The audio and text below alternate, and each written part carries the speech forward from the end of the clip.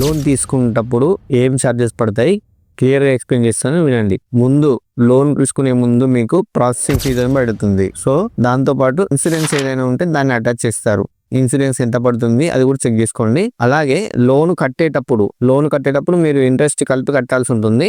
Interest పడుతుంది మీరు తీసుకున్న లోన్కి. అలాగే ఒకవేళ మీరు ఏదైనా ఈఎంఐ మిస్ అయ్యేది ఉంటే ఈఎంఐ బౌన్స్ అయితే బౌన్స్ ఛార్జెస్ పడతాయి. బౌన్స్ ఛార్జెస్ రెండు వైపులా పడతాయి. ఎవరైతే మీకు లోన్ ప్రొవైడ్ చేస్తారో వాళ్ళు ఛార్జ్ చేస్తారు. బ్యాంక్ నుంచి ఏదైతే మ్యాండేట్ ఇస్తారో, ఏ బ్యాంక్ నుంచి అయితే బౌన్స్ అవుతుందో వాళ్ళ తరపు నుంచి కూడా ఛార్జెస్ పడతాయి. అలాగే మీరు కట్టడం లేట్ చేస్తే లేట్ పెనాల్టీ ఛార్జెస్ అనేవి అప్లికేబుల్ అవుతాయి. అవి మీరు ఎంతైతే అవుట్ స్టాండింగ్ ఇన్స్టాల్మెంట్ పెండింగ్ ఉంటుందో దాని మీద 3% కానీ 4% కానీ ఛార్జ్ చేస్తారు. అలాగే ఒకవేళ మీరు లోన్ మధ్యలో క్లోజ్ చేయాలనుకుంటే ఫోర్ క్లోజర్ ఛార్జెస్ అనేవి పడతాయి. అవి అవుట్ స్టాండింగ్ మీద ఎంతైతే అవుట్ స్టాండింగ్ ఉందో మీరు లోన్ అవుట్ స్టాండింగ్ దానిలో 3% కానీ 4% కానీ ప్లస్ జిఎస్టీ కలిపి పడుతుంది. సో ఇవ్వండి బేసిక్ ఛార్జెస్ ఇవి లోన్ తీసుకుంటే.